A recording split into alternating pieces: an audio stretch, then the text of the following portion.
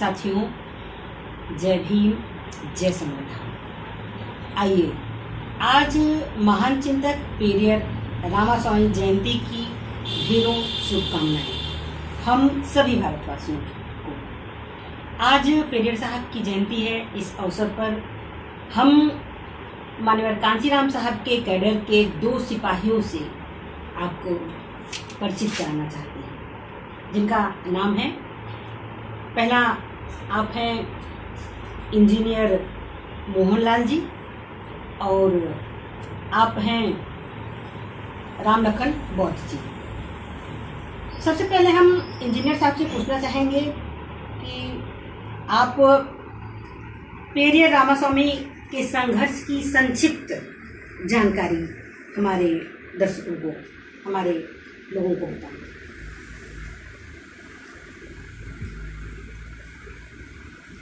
मैं सभी दर्शक साथियों को नायकर जी के जन्मदिन की बहुत बहुत शुभकामनाएं देना चाहता हूं। नायकर जी, जहाँ तक हमारा मानना है कि ब्राह्मणी व्यवस्था को इतनी बड़ी चुनौती देने वाला कोई नहीं। आप दक्षिण भारत में पैदा हुए, तमिलनाडु में, और बचपन से ही ब्राह्मणवाद के विरोध में रहे। आपकी शिक्षा भी स्कूल में सही ढंग से नहीं हो पाई, घर पर ही आपने सीखा, और उसके बाद आप कांग्रेस से जुड़ गए और दक्षिण भारत में बहुत ज़बरदस्त सामाजिक रूप से लोगों का शोषण, अपमान हो रहा था, और इसी से आहत होकर के उन्होंने कांग्रेस को छोड़ दिया और बहुत ही क्रांतिकारी विचार रखे उन्होंने। हर आदमी को रटा दिया गया है कि भगवान ही सब कुछ करता है। भगवान के विषय में उन्होंने बड़े स्पष्ट शब्दों में कहा है कि जिन लोगों ने भगवान को बनाया वह धूर्त हैं। जी सर, बिल्कुल सर। और जो लोग उनकी पूजा करते हैं वह मूर्ख हैं। बिल्कुल बिल्कुल। और जो प्रचार प्रसार करते हैं वह नीच और दुष्ट लोग हैं। धन्यवाद सर, धन्यवाद। इसी टॉपिक पर मैं माननीय राम लखन जी से पूछना चाहूँगी कि आप ग्रामीण क्षेत्र से रहे, इंजीनियर साहब हमारे मोहनलाल सर जो है शहरी क्षेत्र से रहे हैं। आप पेरियर साहब को किस प्रकार देखते हैं?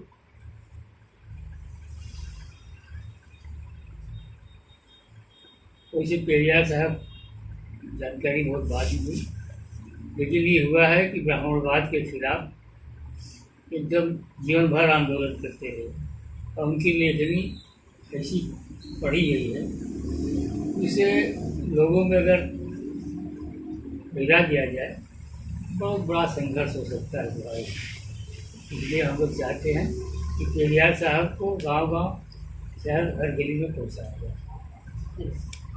अब मैं इंजीनियर साहब से जानना चाहूँगी, माननीय कांचीराम साहब से आपका परिचय कैसे हुआ और कब आपको लगा कि माननीय कांचीराम साहब के मिशन से जुड़ना चाहिए? ये सवाल मोहनलाल से। जी, 1984 में मैं उस समय नौकरी में आ गया था, और उसी समय 84 में उत्तर प्रदेश के डिस्ट्रिक्ट मिर्ज़ापुर में एक जगह थी, power station, Anpara power station. तो उस समय जो माननीय कांचीराम साहब ने एम्प्लॉइज विंग बनाया था बाम से, लखनऊ से 2 लोग, राम कृपाल भारती जी और श्री राम जी, ये लोग कैडर लेने गए थे और 2 दिवसीय कैडर, जिससे हमें बाबा साहब की जानकारी हुई और मान्यवर कांसीराम साहब की जानकारी।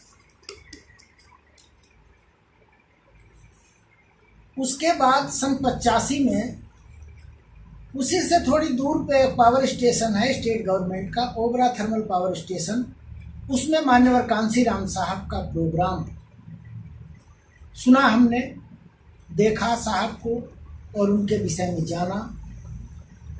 सबसे बड़ी चीज़ हमको प्रभावित की कि जो साहब ने त्याग और समर्पण किया, बिल्कुल सर, बिल्कुल।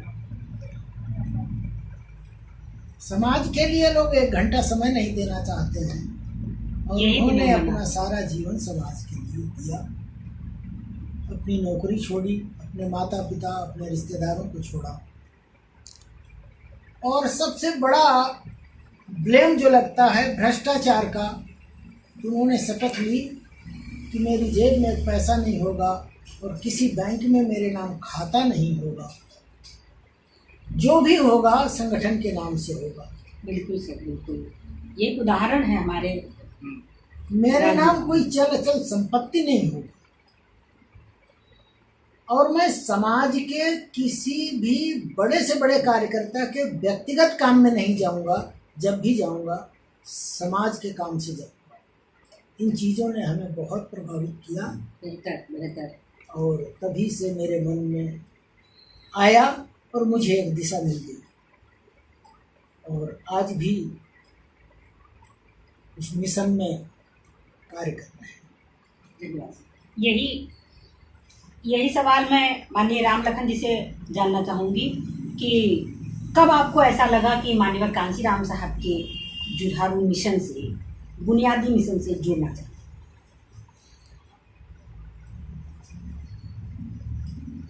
मुझे हमारे यहाँ जो ट्रक है कल्पना धोड़ जी, हम लोग अम्बेडकर लाइब्रेरी में बैठते थे, वहीं आगे बताया करते थे कि बहुजन समाज पार्टी है। तो सन 1978 में मान्यवर साहब की नगर पालिका टाउन हॉल मैदान है, उसी में जी सभा हुई। तो उसमें व्यवस्था नहीं थी, दरी बिछा के हम लोग 50 लोग थे। तो मान्यवर साहब ने विधि से सबको समझाया, अरे भाई आप चलो समाज में, और चलोगे तो कारवां बनेगा। हम लोग चलते थे गांव गांव बहुजन समाज पार्टी में। ये हुआ कि एक गांव में एक आदमी अगर मिल जाए तो मेरा कार्यक्रम सफल होता। हम लोग जेब में झंडे लेके जाते थे, उस गांव में 10-5 लोग बिठाते थे। ऐसे भी दिन रहे।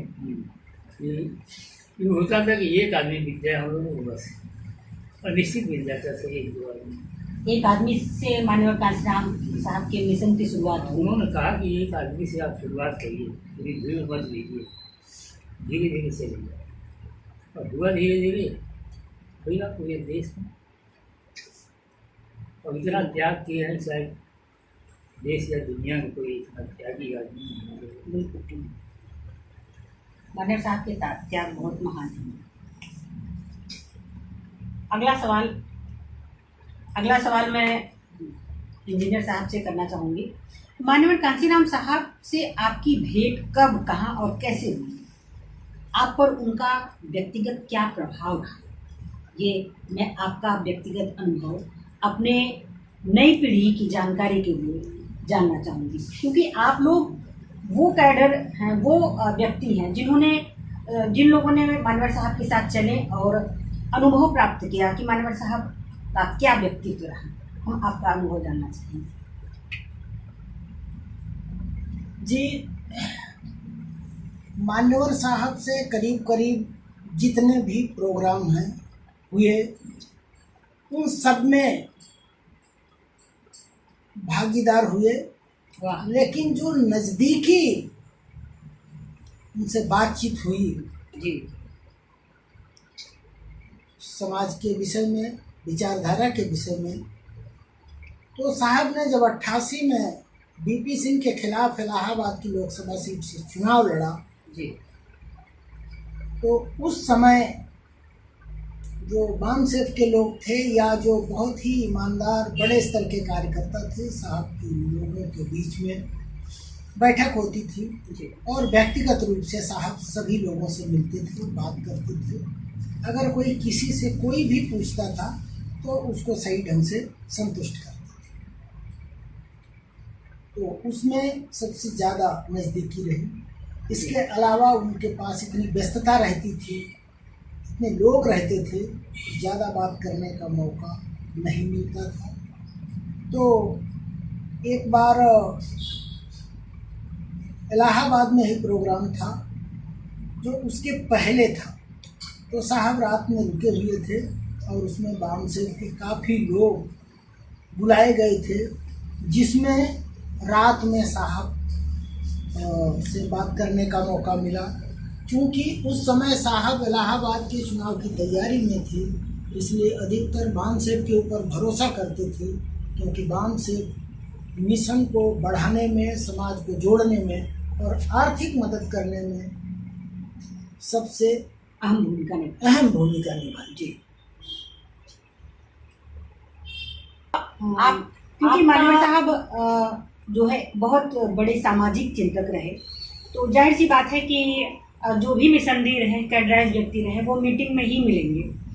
तो जैसा मानवर साहब, इंजीनियर साहब ने कहा कि समय कम मिलता था, इसी सवाल को मैं माननीय रामलखन जी से पूछना चाहूँगी कि आपकी भेंट कब हुई मान्यवर साहब से, कब आप जो है उनका क्या प्रभाव आपके व्यक्तित्व पर पड़ा और किस प्रकार आप जो है जो उनकी बनाई हुई पार्टी थी उस पर आप किस तरीके से काम किए? पहली भेंट तो बताया कि हुआ सन 78 में हम लोगों से, और उस समय पार्टी उनकी नहीं बनाया, शायद DS फोर्स चल रही थी और बामसेफ बनाया है साहब जी। तब हम लोगों को जानकारी हुई जी कि अभी जो जिले के सरकारी कर्मचारी थे तभी सब सक्रिय हुए, और तब धीरे धीरे संगठन पैदा हुआ और 84 में जाके माननीय साहब पार्टी लगाए। तब विस्तृत जानकारी लोगों को हम लोग उनके हर सभा में अगल बगल जिले में जितना लखनऊ से हैदराबाद पेरियार मेला लगवाए थे उसमें आए थे, लक्ष्मण मेला पार्क में आए थे। तो उनका इतना प्रभाव पड़ा कि हम लोग 3-3 4-4 साल घर छोड़ दिए थे। गाँव मास्टर भूमिलाल जी थे, परसनाथ मौर्या जी थे, ये सब साथ में रह के रात में दिन में गांव गोष्ठी होती थी, समझाया जाता था। और उनके प्रभाव से इतने लोग चले क्षेत्र में, उसी के परिणाम हुआ कि बहुजन समाज पार्टी जी। मैं इंजीनियर साहब से जानना चाहूँगी कि मानवर साहब ऐतिहासिक मेला लगवाने का आयोजन करते थे, उस मेले का कुछ अनुभव हम सबको कराएं इंजीनियर साहब। क्योंकि मेरी पोस्टिंग बड़े ही रिमोट एरिया में थी, मध्य प्रदेश, बिहार और यूपी का बॉर्डर था, इसलिए मैं ज़्यादा मेले नहीं देख पाया।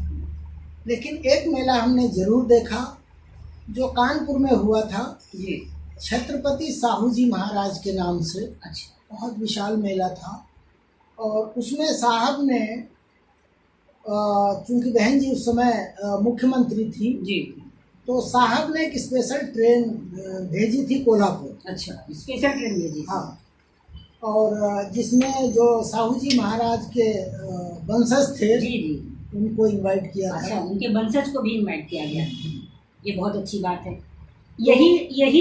यही तरीका जोड़ने का है, किस प्रकार से मानवर साहब जो है जड़ से जुड़ने का काम करते थे सब। तो मेला लगाने का यही मकसद था कि हमारा समाज हमारे महापुरुषों को जाने समझे जी। वहाँ पे तमाम तरह की उनके साहित्य, उनके कैलेंडर, उनकी मूर्तियाँ और उनके ऊपर आधारित तमाम रात में नाटक वगैरह हुआ करते थे, जिससे पूरे देश के लोग आते थे और बड़े ही प्रभावित होते थे।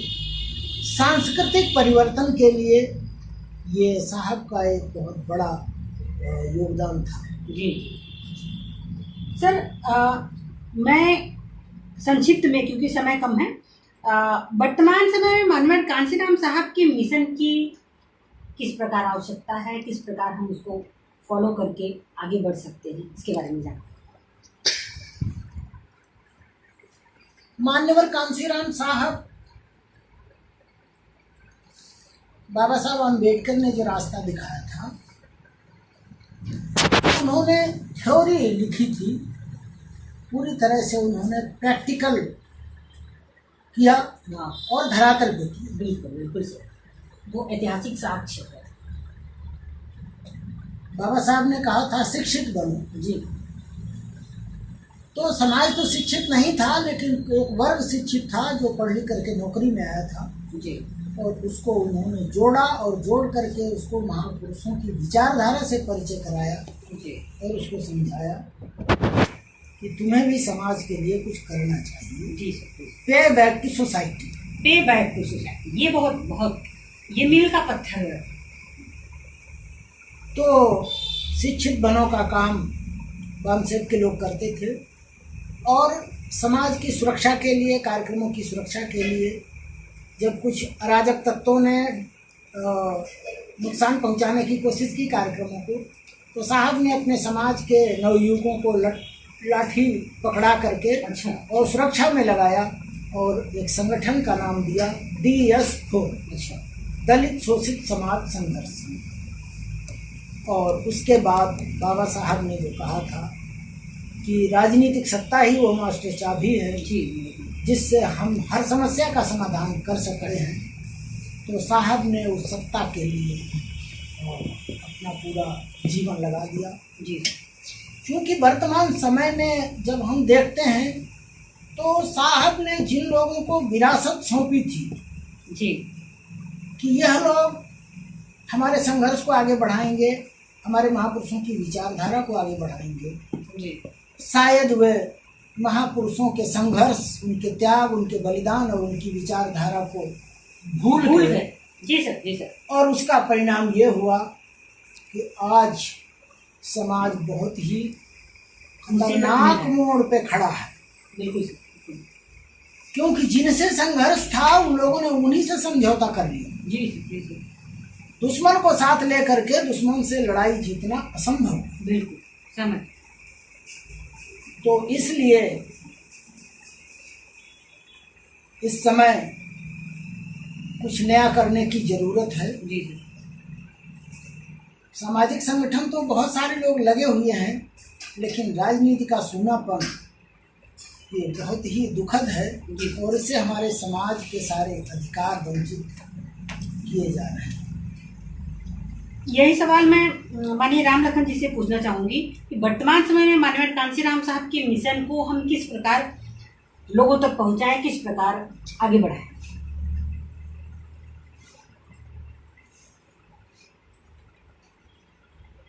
माइक नजदीक रखिए। इस समय तो बड़ी दयनीय स्थिति चल रही है इस संगठन का। ये पार्टी माननीय साहब बनाए थे और यदि फिर वामसेब वाले पढ़े लिखे सब मान लीजिए गाँव हो चुके हैं, पहले बहुत कम लोग थे, केवल नौकरी वाले थे। ये लोग कोशिश करके कोई ऐसा संगठन या राजनीतिक दल बनाए जिससे कि लड़ाई फिर से जीती जा सके। जी। क्योंकि जो वर्तमान समय चल रहा है ये सब बहुत दुखद है और ये सब अपने लोगों को साथ में नहीं लेके चल रहे हैं। जितने पुराने पैराडाइज कार्यकर्ता थे उनको हटा दिए हैं और सब अपने ढंग से मनवादियों के साथ गठबंधन करके। जी, मैं आखिरी सवाल पूछना चाहूँगी। अभी एक बहुत महत्वपूर्ण संगठन है जो पूरे देश ही नहीं पूरी दुनिया में जो है अपना एक पहचान बना चुका है, जिसका नाम है भीम आर्मी। आप सभी लोग जानते होंगे भीम आर्मी और आज़ाद समाज पार्टी के चीफ एडवोकेट चंद्रशेखर आज़ाद जी के संघर्ष के बारे में आपका क्या विचार है?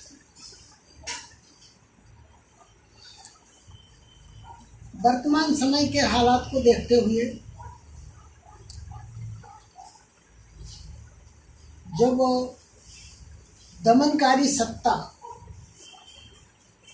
एक तरफ लोगों को अधिकार वंचित कर रही है और दूसरी तरफ धर्मांध बना रही है और तीसरी तरफ इतना अन्याय अत्याचार हो रहा है, इतने मर्डर हो रहे हैं, इतने गैंग रेप हो रहे हैं, तो इस समय पूरा विपक्ष शून्य हो गया। जी सर, बिल्कुल बिल्कुल।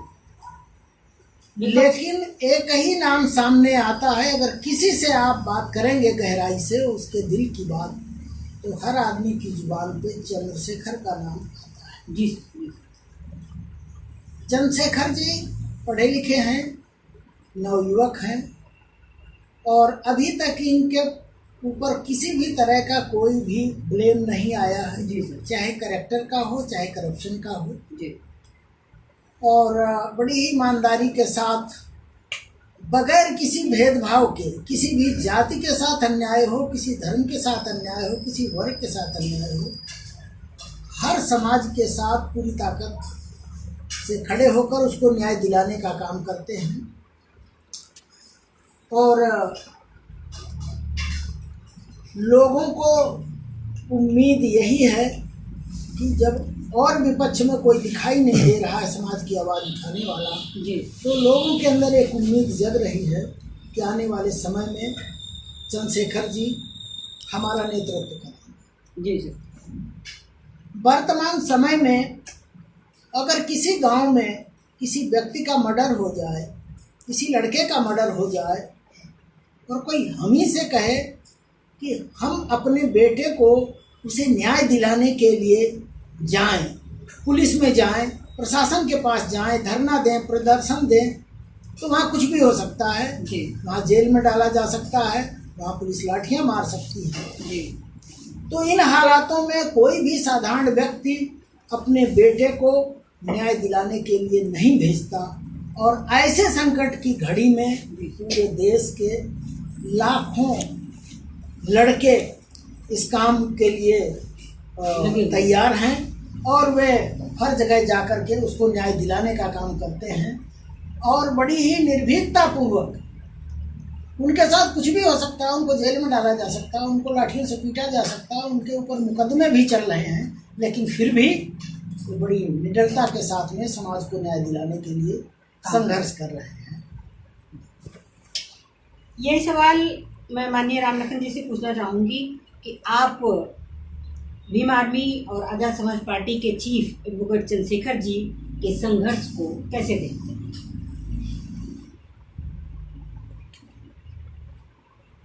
मुझे चंद्रशेखर जी ने जो भीम आर्मी बनाई है, जी, इसके कार्यकर्ता हमारे यहाँ भी हैं। जी। इसके मेंबर हैं 25-30 आदमी। तो गए थे वहाँ जिले के लोग, जी। पंजाब। तो हमारे यहाँ मछली शहर में एक बड़ा अच्छा संघर्ष हुआ था। भीम आर्मी वाले ग्रुप के अच्छी लड़ाई कर रहे थे, इससे पूरे जिले में नाम हो गया। एक संगठन हमारा है जो हम लोगों के लिए करता है, एक उम्मीद है। और तब से लोग भीम आर्मी के लिए तैयार रहते। ये अच्छी बात है। थोड़ा से जिले के लोग तेज नहीं है, जी। हर गाँव भीम आर्मी तैयार हो है, कोई किसी के पास अत्याचार नहीं करता है। तो पार्टी की बात है, हम सब लोग साथ देंगे उनका। तो जैसे महादेव साहब साथ दिए थे, उसी चंद्रशेखर साथ देकर हम लोग पार्टी का आगे बढ़ेंगे। चलिए, बहुत अच्छी बात, बहुत बहुत धन्यवाद। मैं एक आखिरी सवाल इंजीनियर साहब से करना चाहूँगी कि आज़ाद समाज पार्टी किस तरह आगे बढ़े, इसके बारे में संक्षिप्त 2 शब्द जो है आखिरी सवाल के तहत इंजीनियर साहब से। जब शब्बीरपुर कांड के बाद में जो सबीरपुर की घटना, बहुत बड़ा अत्याचार हुआ वहाँ पे, और उस घटना के बाद में जो विरोध शुरू हुआ चंद्रशेखर जी का, जी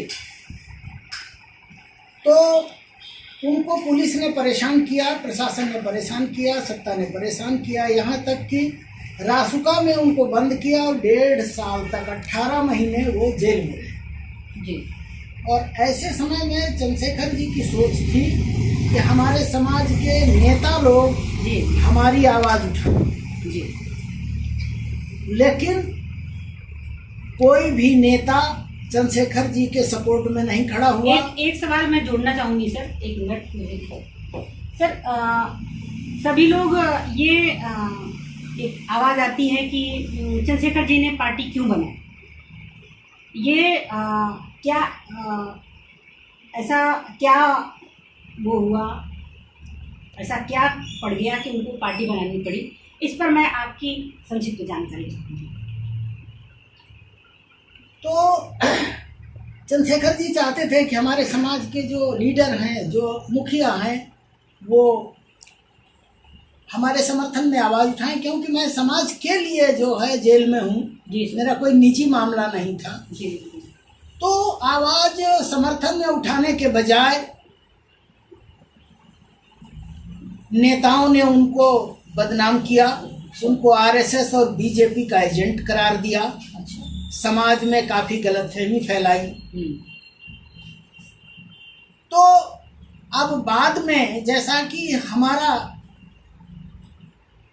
मानना है कि चंद्रशेखर जी ने विचार किया कि हम जो समाज के लिए संघर्ष कर रहे हैं और वो समाज हमारे साथ जुड़ रहा है जी राजनीतिक रूप से, हम इसको किसकी झोली में डाल दें जी और जिसकी झोली में हम डाल भी दें, क्या वे नेता समाज के साथ खड़े हैं? जी अगर नहीं खड़े हैं तो फिर हमें ही कुछ करना पड़ेगा, क्योंकि यह लोग अपने निजी स्वार्थ में इतने अंधे हो गए हैं कि समाज को भूल गए हैं, महापुरुषों की विचारधारा को भूल गए हैं और समाज को पीछे ढकेल रहे हैं।